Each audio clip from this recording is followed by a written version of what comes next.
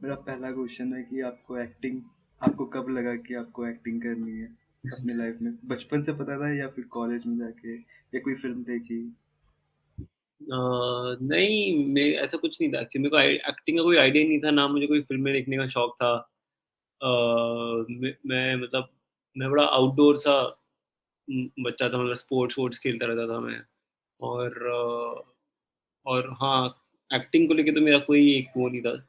I think एक point पे मेरा फ्रैक्चर हुआ था पैर में, एक्सीडेंट हुआ था मेरा। अ, और उसके बाद जब वो रिकवर हुआ तो मतलब थोड़ी देर के लिए कुछ खेलना-वेलना सब बंद था मेरा। तो मूवमेंट बहुत लिमिटेड थी, तो उस टाइम पे मेरी माँ पेंटर हैं, वो पेंट करती हैं, ऑयल ऑन कैनवस आर्टिस्ट हैं। तो उन्होंने मेरे लिए एक वो मंडी हाउस में ना श्रीराम सेंटर करके एक जगह है, जहाँ पे वो चिल्ड्रन थिएटर वर्कशॉप होती थी। तो वहाँ से मेरे लिए एक फॉर्म लेके आई थी कि ये भर दो, मुझे बताया भी नहीं क्या है। मतलब ये भर दो और जाओ मेरे साथ चलना। वो भी सुबह जाएँगी, वो त्रिवेणी में काम करती थी।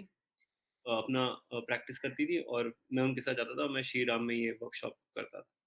और वहीं से थिएटर शुरू हुआ। धीरे-धीरे पसंद पसंद आने लग गया मुझे काफ़ी, क्योंकि मेरे को लगा कि यार ये तो बड़ा आसान काम है, कुछ करना नहीं होता, यहाँ तो आके बातें करनी है। बातें तो मैं ऐसे ही करता रहता हूँ और क्या ही करना है।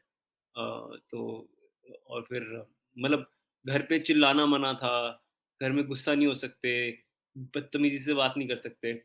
और वहाँ जब मैं वर्कशॉप में जाता था तो ये सब अलाउड है। मैं चिल्ला भी सकता हूँ, मैं बदतमीज़ी से भी बात कर सकता हूँ, मैं गुस्से में जो बोलना है बोल सकता हूँ। फिर मैं मतलब अलग-अलग चीज़ें जो मतलब अलाउड नहीं होती अदरवाइज़ एक सभ्य सोसाइटी में, वो सब समहाउ स्टेज पे अलाउ होती थी।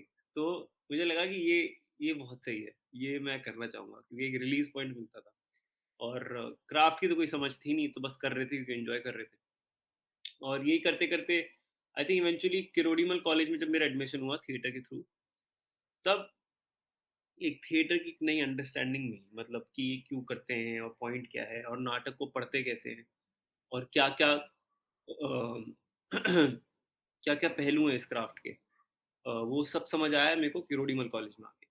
So that is probably one of the major turning points in my life, and I thought, oh, this can be done seriously. I can take this forward in life because it's really like my mind developed, the way I think, my political understanding of the society around me, ये सब नई नई चीज़ें थी तब मेरे दिमाग में जो आ रही थी।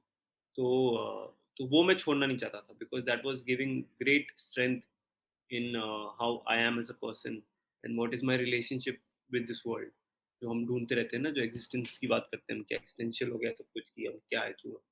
तो आई थिंक वो थिएटर ने मेरे को एक रीज़न दे दिया और उसके बाद हम चलते चले गए। उसके बाद फिर कुछ और। प्लेयर्स में लकीली प्लेयर्स का आप देखेंगे तो जो थिएटर सोसाइटी है किरोड़ीमल की, तो उनके जो एलुमनाई है वो बहुत उन्होंने काम कर रखा है। मतलब बहुत कमाल-कमाल एलुमनाई। एफटीआई में भी रहे हैं, एनएसडी में भी रहे हैं, फ़िल्मों में भी बहुत काम किया है। तो धीरे-धीरे कनेक्शंस भी बनते गए, लोगों से मिलता भी गया और कुछ-कुछ काम मिलता गया और फिर माइलस्टोन फ़िल्म मेरी पहली एक फ़िल्म थी मेजर। तो वहाँ से ही बस ऐसे ही शुरू हो गया सब कुछ। अब समझ आ रहा है कि क्या शुरू हुआ है। अब मतलब मैं सोचता हूँ बैठ के कि क्या कर रहा हूँ मैं? अच्छा, अब जब लोग बोलते हैं देख के कि, क्योंकि अब जब काम बाहर आ गया तो लोगों ने पहचान लिया ना एज़ कि अरे ये एक्टर है। उससे पहले तो मैं खुद अपने मन को बोलता रहता था मैं एक्टर हूँ, किसी को क्या फ़र्क पड़ता है? मैं तो कल किसी को जाके बोल दूँ मैं लॉयर हूँ तो मान ही लेगा ना, मतलब उसको पता थोड़ी है मैं क्या हूँ। तो अब है कि एक प्रेशर सा भी है कि अब क्या काम कर रहे हो आगे जाके। अ, एक रिस्पॉन्सिबिलिटी भी है थोड़ी-सी। अ, और फाइनेंसेस के बारे में भी सोचना है। अब तब तक तो मैं पैसों के बारे में भी नहीं सोच रहा था। मतलब जो काम मिल रहा है मेरे को तो काम करने से मतलब है।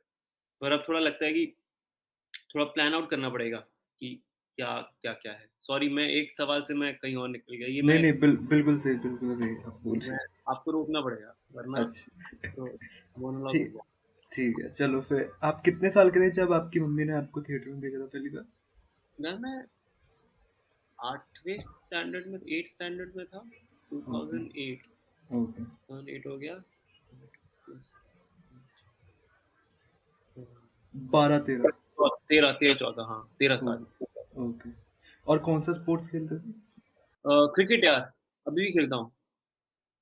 क्रिकेट मैं काफ़ी हाई लेवल तक चला गया था। मतलब मेरा इनफैक्ट 10th स्टैंडर्ड तक मैं एक स्कूल में था जो था एमिटी नोएडा और फिर 11th में मैं मॉडर्न बाराखम्बा में एडमिशन लिया था मैंने, दिल्ली में एक स्कूल है।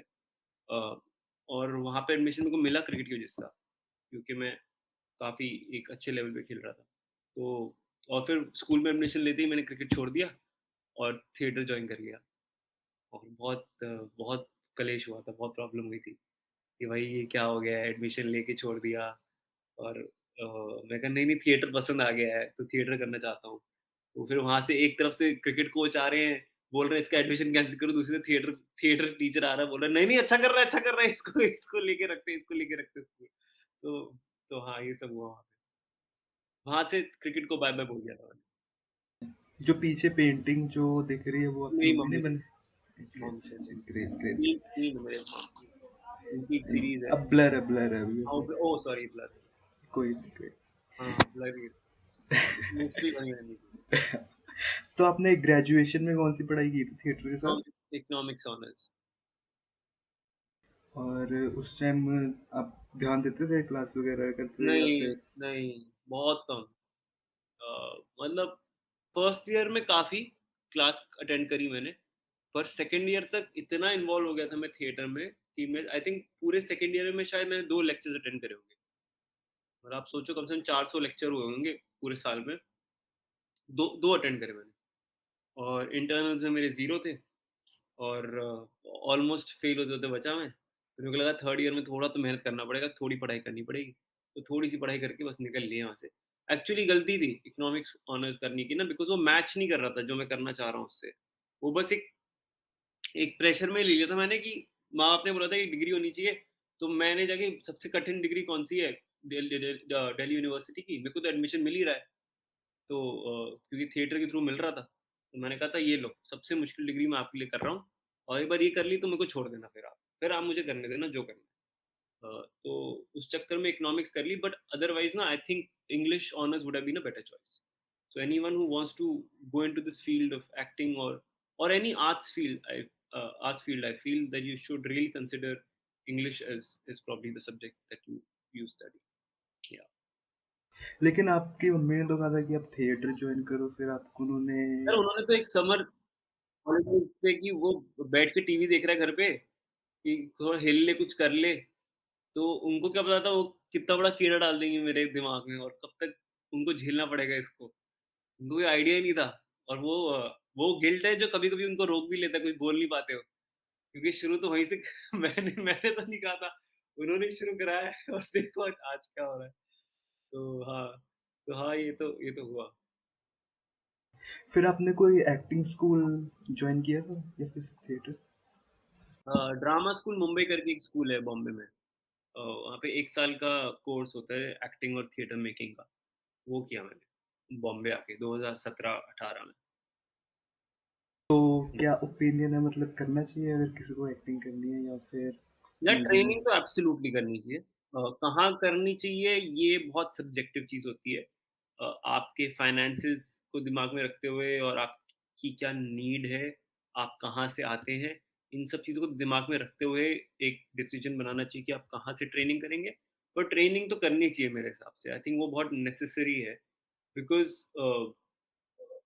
ट्रेनिंग में ना बैकबोन होती है आपका, कि मतलब कहीं-कहीं तो आपके इंस्टिंक्ट्स आपको आगे ले जाएँगे, कहीं आपको बचा लेंगे, आपकी अंडरस्टैंडिंग ऑफ द वर्ल्ड जो है दुनिया की वो आपको बचा लेगी। लेकिन जहाँ-जहाँ वहाँ पे वो काम नहीं आएगी, आपके पास फिर क्या है? मतलब एक एश्योरिटी होनी चाहिए ना कि एक सॉर्ट ऑफ एक वो होना चाहिए बैकिंग कि चाहे कुछ भी हो जाए। जैसे आज मैं अगर मेरे को अगर एक्टिंग का काम नहीं है तो मेरे को एक फ़ोटोग्राफ़ी करने का एक सेंस है, एक एक फ्रेम क बनाने का एक सेंस है, लिखने का एक सेंस है, मैं नाटक डायरेक्ट भी करता हूँ। तो मतलब मेरे वो स्पेक्ट्रम सारे खुले हुए हैं और वो ट्रेनिंग से ही आता है। वो आपको एक सोच की एक ट्रेनिंग होती है और वो आपकी बॉडी और वॉइस और माइंड कैसे प्रिपेयर्ड रहे ऑल द टाइम, मतलब रेडी कैसे रहे। या तो आपको काम मिल गया, आप चलते चले गए, काम करते जा रहे हो, तो उसमें तो कोई दिक्कत नहीं है। लेकिन जब आपको मिल रहा है और फिर नहीं मिल रहा है, उस समय में आप क्या कर रहे हैं और किस तरीके से यूटिलाइज़ कर रहे हैं। आई थिंक वो ट्रेनिंग वहाँ पे बहुत हेल्प करती है बिकॉज़ एक सर्टेन रियाज़, एक प्रैक्टिस आपकी बॉडी में रहती है। हुँ। आपने अभी भी एक कोई तन्मय के साथ तन्मय अभिमन्यु हाँ, तुम्हें बनानी तुम्हें कैसे उन पता? मैं उन्हें फॉलो कर रहा हूँ। अच्छा। वो काफी अच्छा एक्टर है। हाँ, बहुत काफ बेहतरीन बेहतरीन एक्टर है वो, बहुत बेहतरीन। और अभी अमर अमर द शेमलेस में अभी जो ट्रेलर आया अमर्या, हाँ, हाँ, वो भी थे हाँ, उनके साथ। हाँ, वो भी काफी अच्छे एक्टर है। आपने भी उनके साथ वर्कशॉप किया था मेरे ख्याल हाँ, से। हाँ, हाँ, वो भी थी। हाँ, करेक्ट। हाँ, वो बेहतरीन, वो भी बहुत अच्छी एक्ट्रेस है। मतलब इस वर्कशॉप में बड़े अच्छे-अच्छे और मेरे को पता था ऑलरेडी कि ये वर्कशॉप एक लेवल की होने वाली है। मतलब इस वर्कशॉप का एक स्तर ना मेंटेन रहेगा और एक कुछ तो होगा यहाँ पे, इंटरेस्टिंग होगा। इनफैक्ट जो तन्मय एक्सरसाइज़ेज़ करा रहे थे वो मैंने पहले करी हुई थी, ऐसा नहीं है कि मैंने नहीं करी थी। बट जस्ट उस स्पेस में और उस तरीके से और तन्मय किस तरीके से सोचते हैं, वो नॉलेज भी गेन करना बहुत फ़ायदेमंद रहा।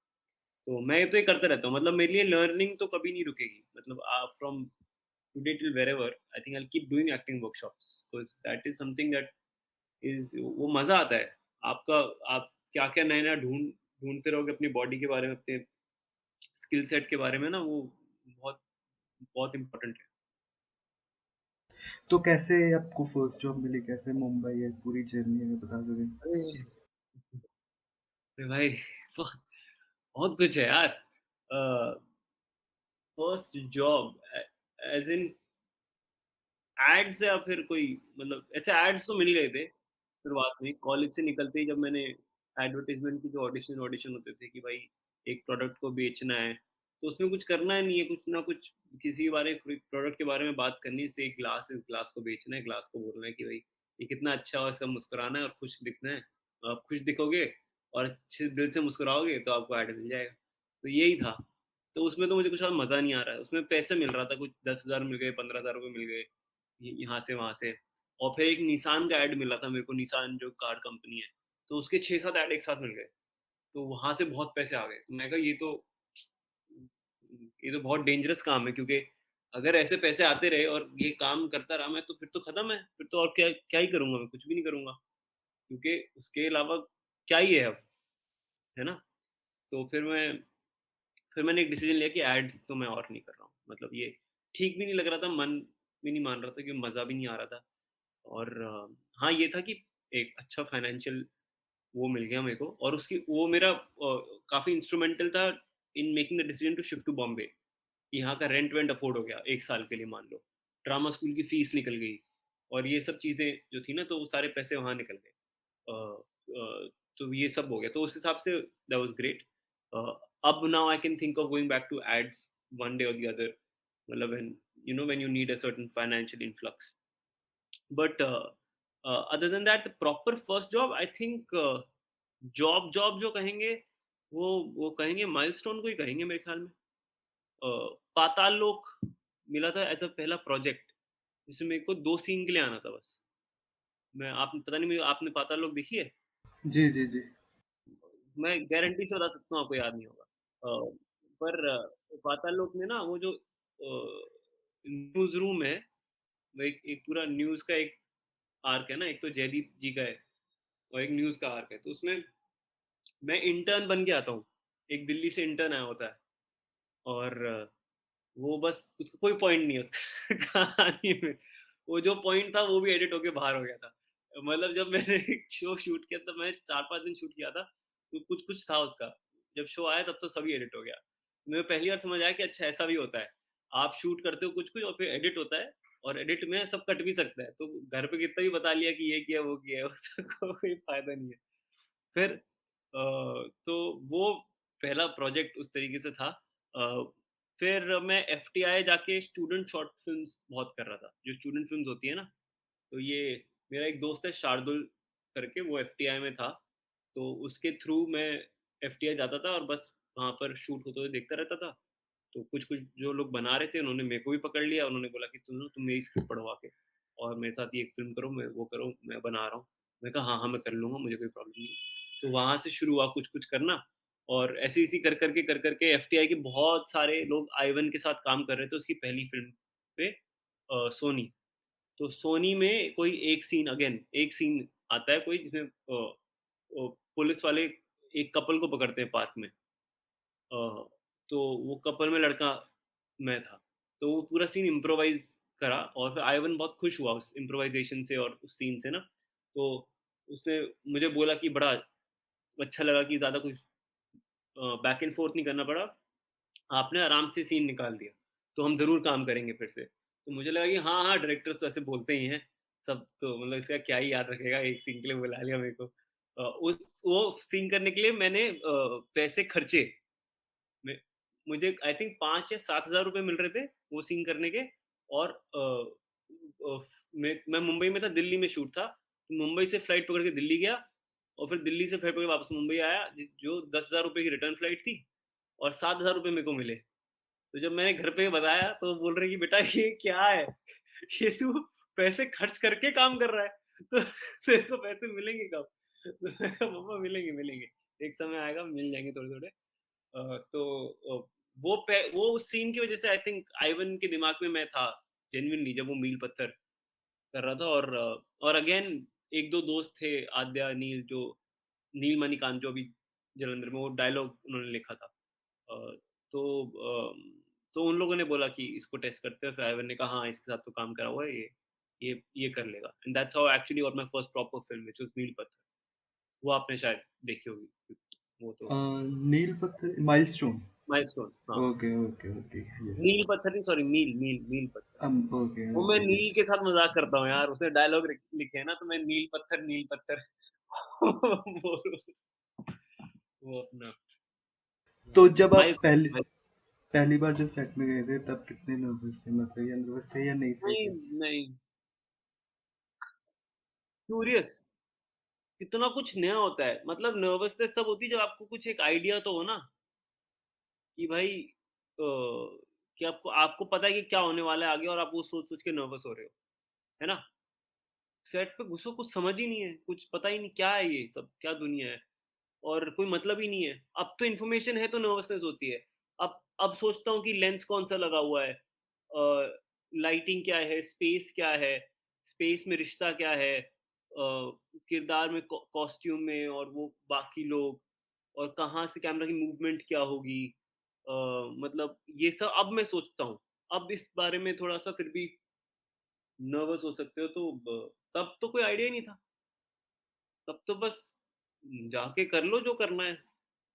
मतलब I was literally having fun.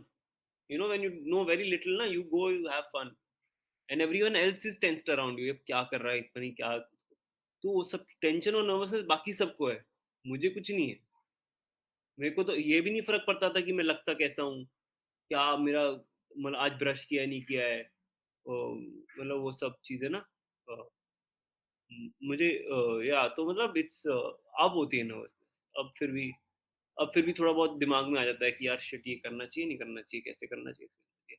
जो मेरे ख्याल में डेंजरस है यार वो it's better to be relaxed, you know, it's nicer because if you are having fun people watching you will have fun. It's almost like that. You no, fun is the wrong term to use here also. The idea is to be involved, be present in the situation and in the scene. Yeah. Nervousness इसलिए आती क्योंकि जैसे आपने milestone किया Ivan Iyer के साथ, बहुत बेहतरीन डायरेक्टर सोनू निगम ने हाँ, ये तो अब पता उस चला ना फ़िल्म देखने के बाद या तुमको बहुत। इसलिए अब आप मतलब सेल्फ अवेयर हो जाते हो कि हाँ मुझे ये सही सही काम करना है। हाँ, मतलब देखो क्या है ना जब इन्फॉर्मेशन बढ़ जाती है ना तो फिर चीज़ें अपने आप बदल जाती हैं। जब इन्फॉर्मेशन ही नहीं होती है मतलब जब हम माइलस्टोन शूट कर रहे थे मुझे थोड़ी पता था कि ये फ़िल्म वेनिस चली जाएगी। सुविंदर विक्की जिनका मैं शूट कर रहा हूँ वो इतने महान बेहतरीन एक्टर है। मेरे को कोई आइडिया नहीं, मेरे को लगा था पाजी कुछ करते ही नहीं है, पाजी आते हैं बैठते हैं अपनी लाइनें बोल के चले जाते हैं। क्या है बात-वत बात-वात करते नहीं है। ठीक है, नहीं करते बात अपना चल रहा है। और वो क्या कहते हैं सीन में ऐसे होते हैं सीरियस से और सीन के बाहर निकल के ऐसे ही कैजुअली और बता क्या चल रहा है लक्ष्य? और बता हाँ, क्या करना है आज आपको कहाँ चलना है? मैं कहा यार कि इनके तो सही है तो दोस्त-वोस्ती हैं, ये क्या है इनमें? तो ऐसे ही कर के वो फ़िल्म शूट हुई ना। मतलब I had very little a, nervousness or tension. The first AD and chief AD and everyone is also was a friend like Neil and Adya that I told you.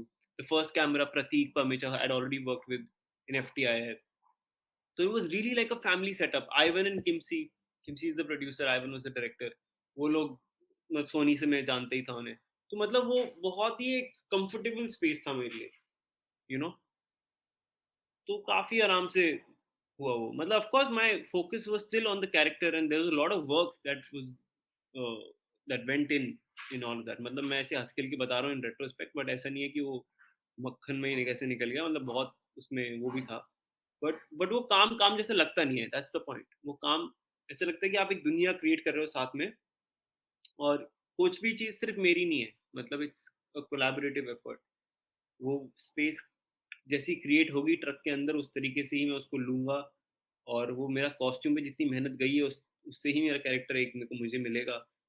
मैं phone भी जो पकड़ रहा हूँ, कौन-सा फ़ोन है, या वो पाजी जिस तरीके से बोल रहे हैं, जिस तरीके से बिहेव कर रहे हैं, उनकी जो एनर्जी है, वही मेरे तक पहुँचेगी और फिर मैं रिस्पॉन्ड करूँगा। तो मतलब वो सब लोगों का काम है, और सब लोगों का एक अच्छे लेवल का काम है, जो मैं बस अब्ज़ॉर्ब करता चला गया।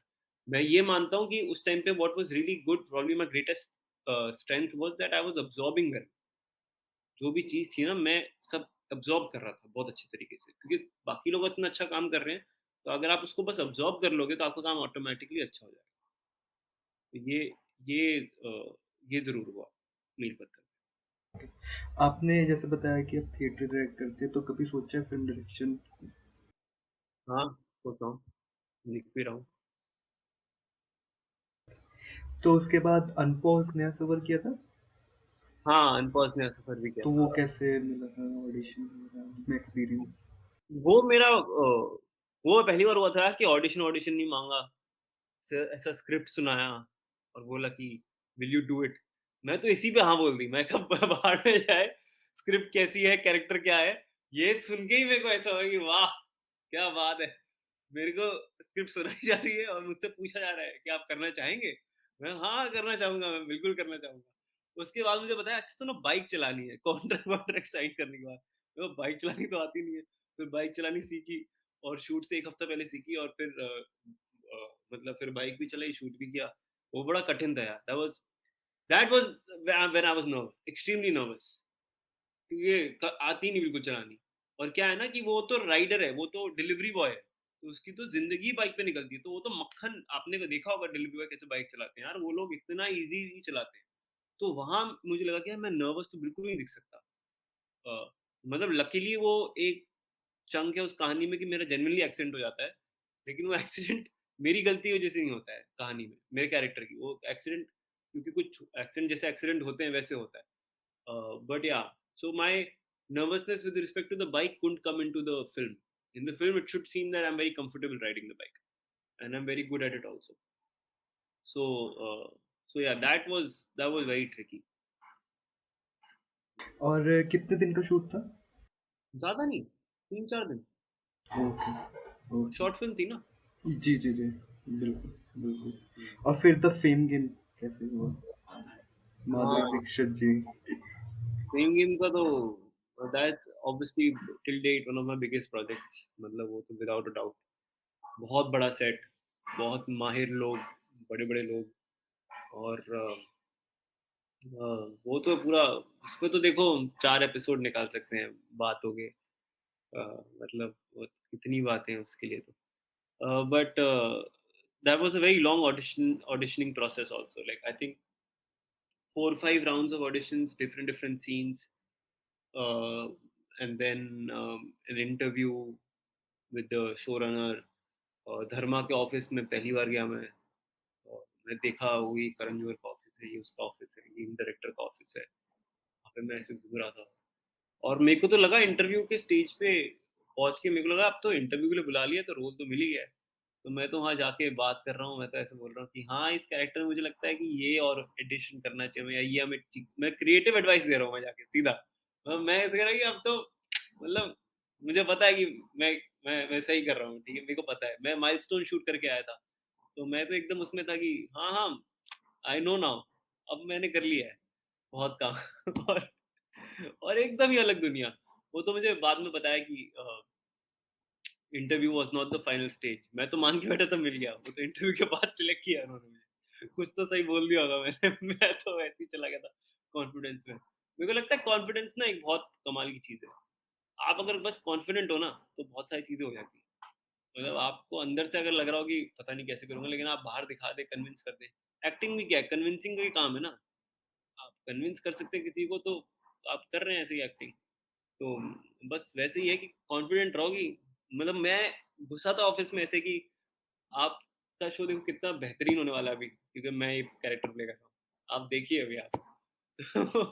वो अगर मैं जेनुइनली बिलीव कर रहा था, क्योंकि मुझे पता है कितनी मेहनत मैं उसमें डाली भी है।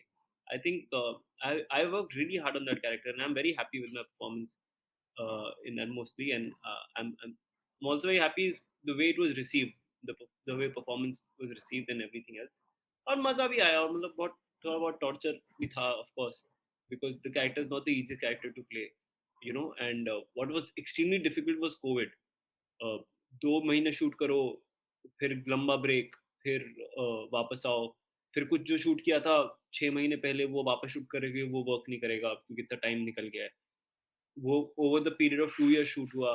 आप लुक मेंटेन करो, आप कहानी के साथ जुड़े रहो। दैट्स एक्सट्रीमली डिफिकल्ट यार, वो बहुत कठिन था। मतलब या but then again the team was fabulous, like it's a fantastic team. I mean, from every small, I mean it was a large team, like 200 people almost on set, but every one person knows what their job is, what they're doing. Everyone was invested. So yeah, great experience. और कब पता लगा कि माधुरी ma'am काम कर रहे हैं आपके साथ? ऑडिशन से पहले, ऑडिशन टाइम पता था आपको या इंटरव्यू टाइम? नहीं, पहले ऑडिशंस के टाइम पे तो नहीं पता था। I think much later, I think 4th audition round के टाइम पता चला था मुझे कि शायद माधुरी दीक्षित प्ले कर रही है। पर उस टाइम पे ना दिमाग में ये सब चल ही नहीं रहा होता यार। उस टाइम पे मेरा बस ये था कि एक कैरेक्टर को फिगर आउट करके अपना ऑडिशन दे दूँ और आगे बढ़ते रहूँ, यू नो। ये थॉट्स मेरे को कभी इन सब चीज़ों से फ़र्क ज़्यादा, मतलब मैं उस बारे में मैं बस बता रहा हूँ ना, मैं कम सोचता था उस सब चीज़ों के बारे में, और वो मेरे लिए वो मेरे फ़ेवर में वर्क करता था। अब है कि ये सब सोचना पड़ता है कि अब किसके साथ काम कर रहे हो। अब प्रेशर बढ़ गया है बहुत यार। पहले कोई नहीं पूछता था मुझे, मैं बहुत खुश था। तो मुझे कोई नहीं जानता था ना, मैं आई वाज़ सो हैप्पी, कोई no one will ask what's going on, what is next, what are you doing now? Oh! फेम-वेम के बाद अब क्या कर रहे हैं आप? ये बहुत प्रॉब्लम है। मेरे परिवार में भी प्रॉब्लम है। अब उनको लगता है कि बेटा फेम-वेम कर लिया, अब आप रोज़ क्यों नहीं कर रहे काम? अब आप रोज़ क्यों नहीं है आप बड़ा प्रोजेक्ट? अब कब नेटफ्लिक्स पे वापस आ जाओगे? तो वो ये बहुत प्रेशर है। उससे पहले कोई नहीं था, जब मैंने कुछ काम नहीं किया था, कोई जानता ही नहीं था। क्या है, कौन है, जा रहा है, चलता है, चले जाएगा यहाँ से वहाँ, वहाँ साथ में बैठा रहेगा। कोई ख़ास, इनफैक्ट बहुत प्यार देते थे कि अरे, अरे बेचारा एक्टर बनने की कोशिश कर रहा है। वो बहुत मतलब सिम्पैथी मिलती थी कि यू नो अब ऐसे है कि अब तो यू नो अब क्या कर रहे हो, नेक्स्ट क्या कर रहे हो? तो अब so the tables have turned, and I preferred the unknown Lakshmi to this. I really prefer that because there was ease about that. So now I'm trying to find the ease again. Now I don't take myself very seriously anymore. Like in the middle, it's very difficult, you know, because what happens is that when such a show comes out and such big names are involved, as you said, like Madhuri Dixit is a biggest name one can think of, right? She's fabulous, and not just her, Dharma, Sanjay Kapoor, and even Manav Kaul is also a very big name. तो मतलब और इन सब के साथ आप रोज उठ बैठ रहे हो, आप बातचीत कर रहे हो, बहुत पर्सनल बातें भी हो रही है, घर की भी, दोस्त बन गए हैं सब लोग।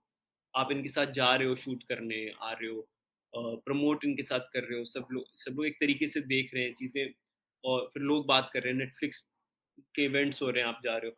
तो ऐसे ना सडनली उठा देती है दुनिया आपको एकदम से। तो ना आपको लगता है कि शिट! ओह!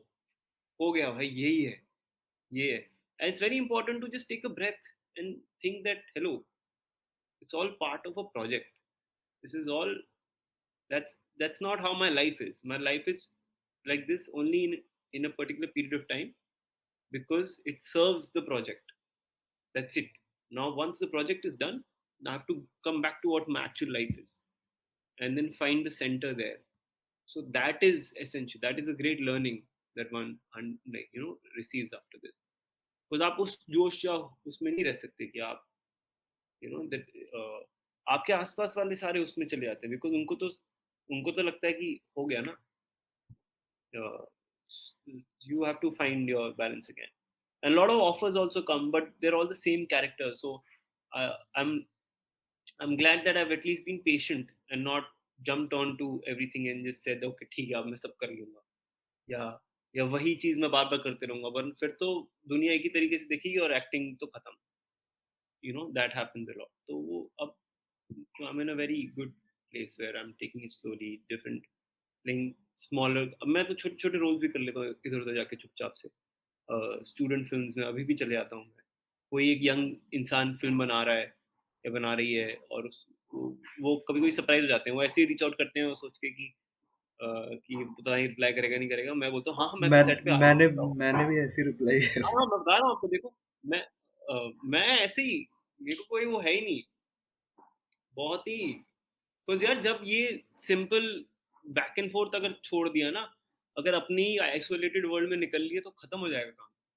क्योंकि and I, in fact, I love working with younger filmmakers because that is what I essentially want. Because I'm also young. I'm not at the stage where I need to worry about where my career is heading. I mean, I'm clearly at that stage where I need to think about where my career should go or whatever.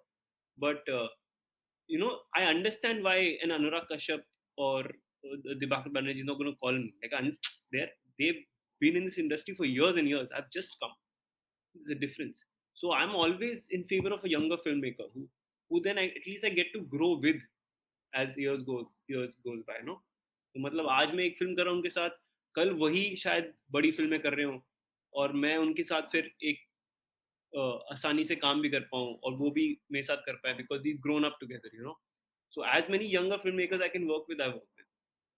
पता नहीं है ना कौन कल जाके बहुत ही बड़ा director बन जाए और फिर मैं बोलूँगा कि भाई देख, अब ले ले मुझे। अब अभी आप कोई और फ़िल्म कर रहे हो या फिर थिएटर प्ले हाँ, कर रहे हो? मेरी एक शॉर्ट फ़िल्म है, निग्गियाँ निग्गियाँ छावा करके, Punjabi short film, warm shadows, जो बन गई है। अभी होपफुली कोई फेस्टिवल अनाउंसमेंट हो जाएगी और फिर वो रिलीज़ हो जाएगी। इसमें मैं और शीबा चड्ढा हैं। अ, शीबा चड्ढा मेरी मदर है, it's mother and son story. और मेरे बहुत ही चहीते एक दोस्त हैं आकाश छाबड़ा फ्रॉम एसआरएफटीआई। उन्होंने ये फ़िल्म लिखी और डायरेक्ट करी है। उनके साथ मैंने एक और छोटी फ़िल्म करी थी मिंट कुमरी, जो डिफ में प्रीमियर करी थी। तो ये दूसरी फ़िल्म है। तो ये हम उनके साथ कर रहे हैं। या तो आपकी फ़ेवरेट फ़िल्म और फ़िल्म मेकर्स अगर आप कुछ रिकमेंड करें? अरे ये तो इस सवाल का जवाब मैं कभी नहीं दूँगा। नहीं, एक नहीं, लिस्ट लिस्ट पूरी लिस्ट बता। मैं आपको ईमेल कर दूँगा अलग से। हाँ, ओके, ओके। वो लिस्ट तो नेवर एंडिंग लिस्ट है भाई। वो तो मतलब डेटाबेस खोल के भरपूर।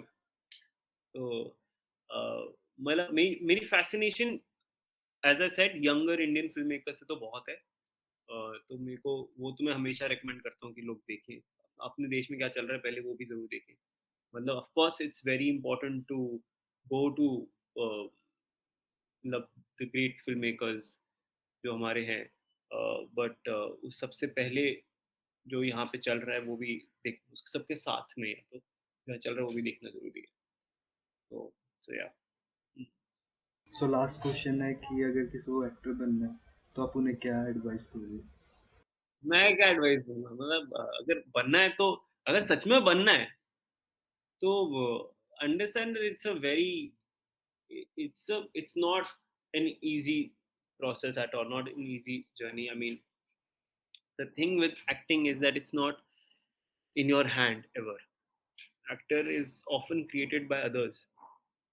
Yeah, if you're a people's person, that is that is going to be your strength. But if you're not, then you have to be extremely talented for people to then say that इस मतलब ये इससे बात करना बहुत मुश्किल है, लेकिन खैर काम बहुत बहुत अच्छा है, इसका टैलेंट बहुत अच्छा है। तो मतलब because it's so heavily dependent on others, a writer that will write a story for you, a director that will direct, cinematographer that will shoot you in a film, a producer that will then launch you, um, um, a journalist that will promote you, and all of these things, all these people make actors, and then the people at large that will watch you.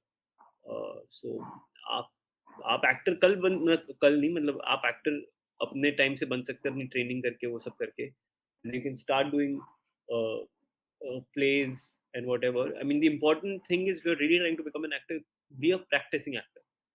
Don't wait for someone to give you a job. Create your own job. Like create it. That is that is being the simplest form of approaching this art form and career for me. मतलब मैं अपना नाटक बना लेता हूँ, मैं घर पे कुछ ना कुछ करता रहता हूँ। किसी से बात करके कुछ और नाटक पढ़ लिया, 4 लोगों को बुला के नाटक पढ़ लिया। कोई 30 मार खान काम नहीं करना है। मतलब सिंपल प्रैक्टिसिंग एक्टर जो होगा ना वो ऑटोमैटिकली आपको क्या पता वो 4 लोग जो आ रहे हैं सुनने वो किससे क्या बात करेंगे, फिर क्या करेंगे, you know? And auditions are extremely important.